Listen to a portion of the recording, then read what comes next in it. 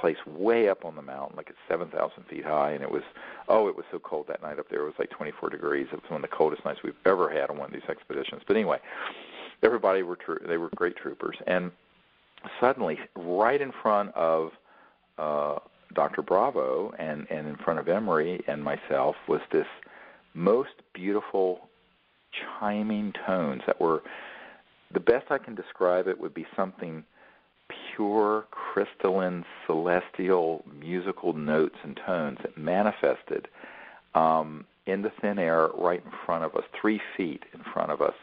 And we did get a little bit of it on an audio recording. We realize now we need to get much better audio recording equipment than what we've had. But we did get it recorded, and we hope to have that. In fact, next month, in November, on this show, on the World Puja Network, I'm going to have Charlie Baylog, who is a audio engineer and expert and musician, and we're going to have a whole collection of these tones that we're going to play on this show so people can hear, because this has been happening with increasing frequency. And in fact, when we were in France this year and in England, we not only had some amazing tones that we heard and sounds, but we also, again, had an ET voice that was right outside, about 2 feet outside the circle, that clearly spoke during one of the meditations that we also got recorded, at least a few syllables of it.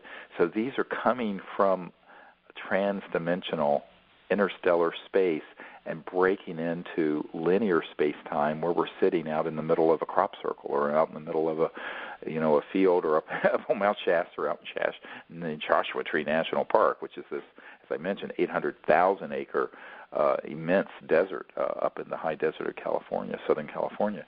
So these things are happening at the same time that we're having fully materialized craft that we're having photographed and videotaped. If you look at the DVD that comes with the book, and then these voices that are speaking that people are hearing, and in a sense, the escalation of this is really rapid if you look at the timeline of human contact.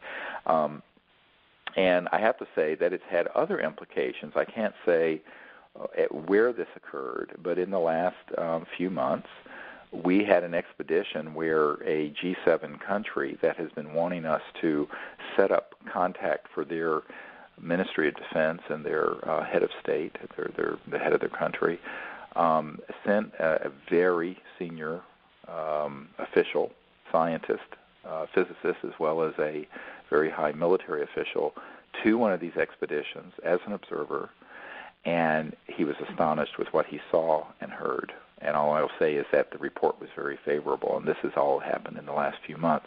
And so it isn't only that we're having these experiences for our contact team, but now we have a major G7. A G7 are the top 7 industrialized economic powers in the world.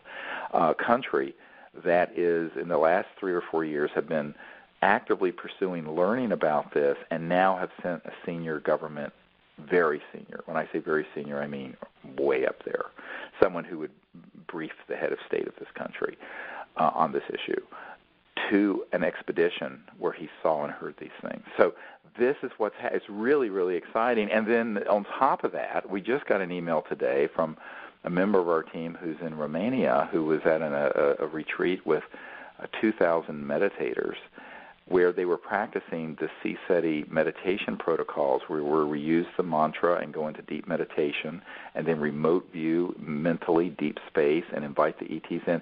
And the kinds of sightings and experiences they had were amazing and beautiful. We just heard of this today. So this isn't just happening with our teams and our training expeditions. This is now global. We have people in Malaysia, in South Africa, in China, in all over North America, Brazil, Argentina, Romania, the Czech Republic, all over Europe, India, Russia, you name it, who are coming to these events and learning to do this and going back and teaching them.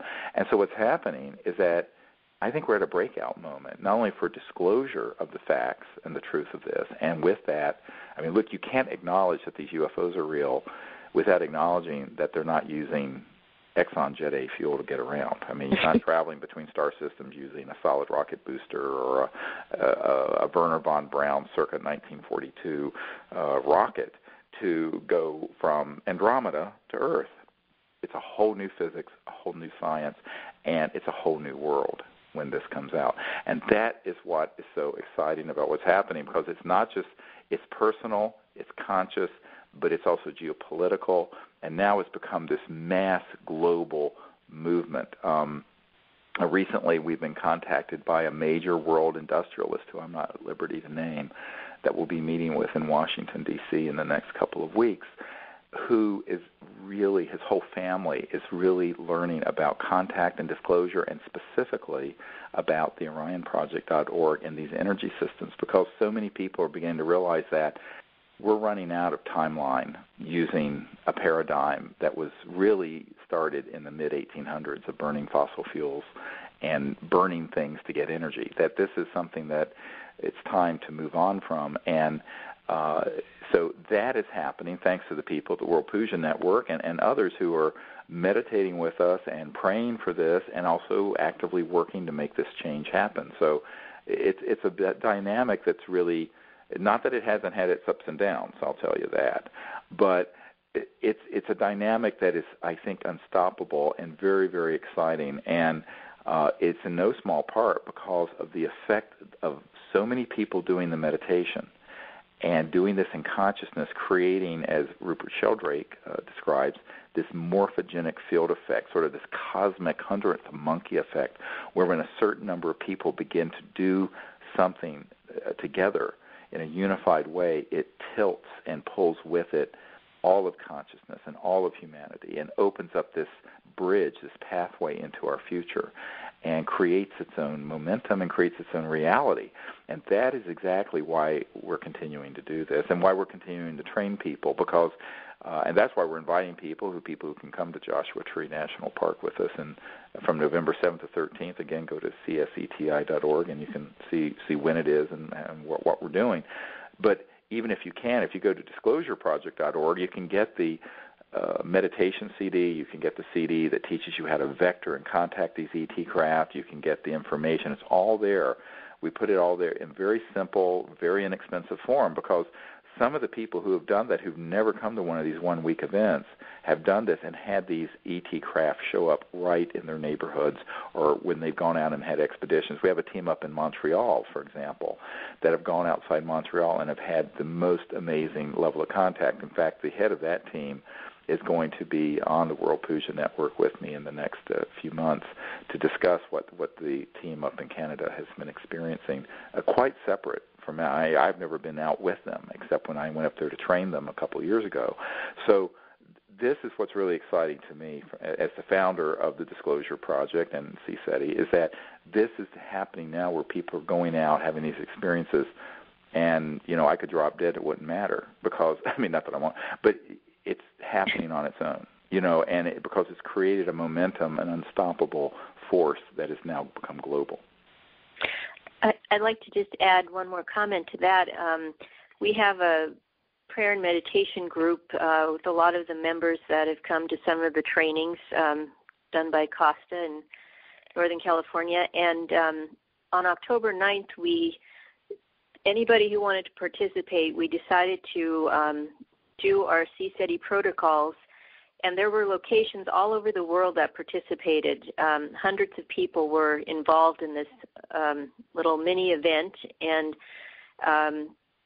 people had amazing experiences, in major cities. And our focus was to ask the ETs, if possible, to somehow allow us to see the CSETI triangle. And a couple of days after we did our worldwide experiment, there was a major sighting over Manhattan, and where there was a triangular shape that appeared, and people in the city in broad daylight saw it. And then there was another one, I believe it was somewhere in Texas, that happened a day or two later, and the two objects were almost identical. So it's just amazing what a small group of humans can do together. Exactly. Yeah, no, it's actually very beautiful, and that's the other thing. Once people come to these 1 week expeditions, we plug them into this group that's become this global group of 200 or 300 people who are doing these sort of experiments and work in consciousness together, and who also, I have to say, provide a lot of protection and support for the work that I'm doing. I mean, if I'm having a critical meeting with someone or doing something that's frankly very dangerous but needs to be done, they're notified and they do meditation and prayer to protect it. And so people who understand the power of meditation and mind and prayer are invited to be involved with that as well, because it is a very powerful force, and there's no question that it has an effect beyond what we'll ever be able to see and maybe intellectually understand. So, well, we're about out of time. I do want to thank you, Raven, for joining us today. Thank you so much for having me. And you've been really such an important member of our team, and we'll be together soon again, of course, up at Joshua Tree National Park. Hooray! We love it there. It's going to be awesome, amazing, awesome, actually. And I'd like to thank the people at the World Puja Network for hosting us every 2 weeks here. And this has been Dr. Stephen Greer, and this is Conversations with Dr. Greer. And until next time, keep looking up, and God bless all of you. Bye-bye.